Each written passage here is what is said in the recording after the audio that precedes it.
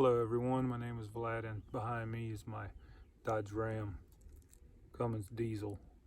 I get asked a lot of questions about everything I've done to it, so I figure why not just make a quick video and let you know what all I have done to it and some of the modern conveniences I have done to modernize this 20-year-old truck. Alright, so we didn't start off as a Dodge Ram Sports, but I did get a front bumper for it. I did have a 4th gen front bumper, but eventually I was able to trade it for that. Got a grill off a marketplace for $50, and the frame behind it at the junkyard for, I think it was about 10 bucks. The hood, you see the cowl hood is metal. It fits perfectly. I traded it for my factory hood with the guy I work with. He was selling his truck, so he let me have it for free. I do have 35s on here. I got the rims off of Facebook Marketplace. They are 18-inch rims. I got them for I think about 200 bucks for the whole thing. I did buy the tires brand new, and the Fox shocks I got brand new. It does have a 2-inch leveling kit on it. Back here is a soft topper. I got this off of a marketplace as well. It was brand new in the box. The guy sold it to me for $200. It was made for a 2000 model Dodge Ram, and I think it was a 95 Silverado.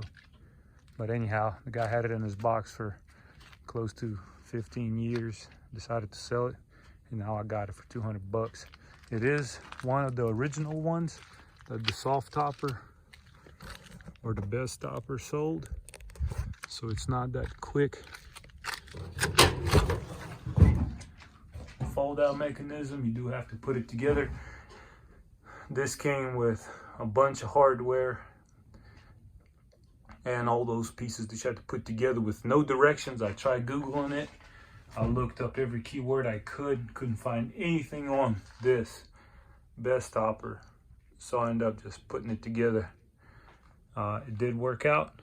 It does fit perfectly. It looks good. It unzips all the way around. It has 4 windows, 2 on each side. These zip right off. And you can either pull them up, zip tie them at the top, or they both come off on both sides. And you have some windows. I do have a roll pan on here. I did have the custom receiver made. So it was the factory one I had on here.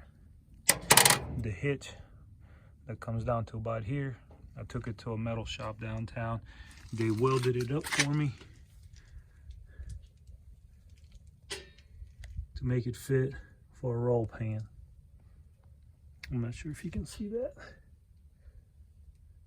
But anyways, pretty much any shop can be able to do that for you. I do have a backup camera.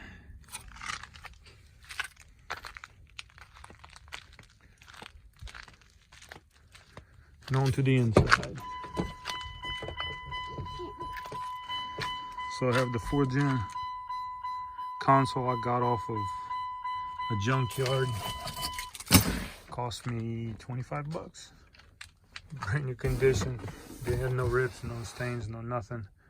So you can get lucky at the junkyard. So get a lot of questions asked of how to install this into the 2nd gen. It's fairly easy. Now I'm not sure of all the other years. Mine is a 2001, and the only thing you have to do, these metal brackets that come up from the bottom, they come up behind this plastic piece and they come across. There's 2 bolts here. Okay, keep the original metal bracket, and this top will bolt right up.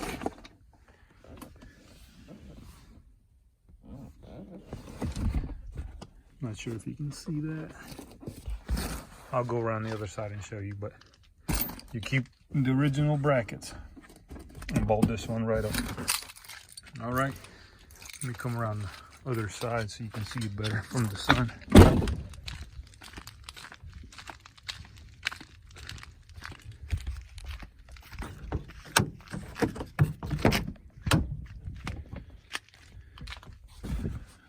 Let's see from this side either. But anyways, it's behind this plastic piece.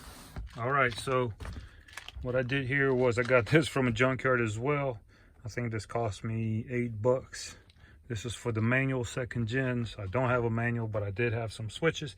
I wanted to install a USB port there as well, and then I also installed a button for my train horns under the truck. So here's what I did. This bolts right up. I didn't install these, but I got this off of eBay. The switches I got off of eBay for, I don't know, I think they were like 12 bucks for the whole thing. It just lays down in there. This is just a piece of aluminum I cut out to fit the shape. I have to redo this, but this is just some carbon fiber 3M material I had left when I wrapped my hood, so I kind of quickly did that. Fits right in there, doesn't come out. Shows me my battery. All right, let's see. You got the touchscreen installed. You can buy those kits on eBay for, I can't remember, 15, 20 bucks.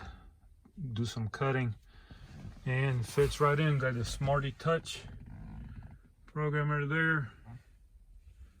Works good. So I did replace this dash recently. This is the LMC dash, not Gino's Garage. Everything I read, Gino's Garage needs to be painted and trimmed. The LMC dash does not. Fits in perfectly. I mean, it was almost like a brand new factory dash. Fit in it perfectly. Sorry, it's a little dusty. It's Arizona, so anyhow, fits right in. I did have to replace my heater core. While I was down there, I removed the whole dash. I removed the whole evaporator box. I replaced the heater core, the evaporator. I did install the metal fitting between the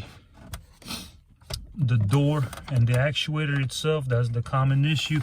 That they break. Mine was broken half, and so all the other ones were. When I went to the junkyard to try to find one, I did find a place online. Can't remember what it was, but if you just Google it, you'll be able to find. There's one place sells the metal ones. I think it was like 40 bucks, but it's worth the peace of mind to replace it once and not have to do it again. Okay, one of the last things I want to show you is this mirror. So got this from a junkyard. You can get them pretty much in most cars. Different cars manufacturers make them, but as you know, the second gen mirrors, they're just normal plain mirrors. Well, I have 4 cars who don't have that many garage door openers, so I picked up this mirror. So not only does it auto dim when there's bright lights behind you, but the main purpose I got it for is these garage door openers. Okay, it does show you the direction you move into, which is also nice, but mainly the garage door openers. There's YouTube videos out there that to explain to you exactly how to program this. It is very simple, so I'm not going to go over that, but it's just one of those modern conveniences to have. Some garage door openers in your vehicle, so you don't have to stick it here, or if like me have a bunch of vehicles, you can just put one of those up. All right, I think that is about all. She could use a paint job. Eventually I will get her painted. She is really good, in really good condition, the way she sits.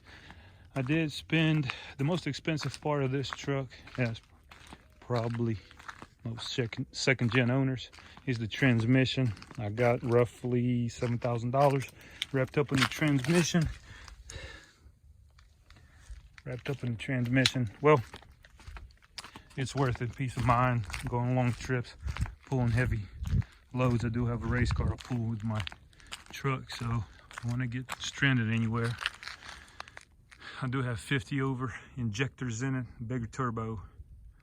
The Smarty Touch programmer I showed you, but this is her.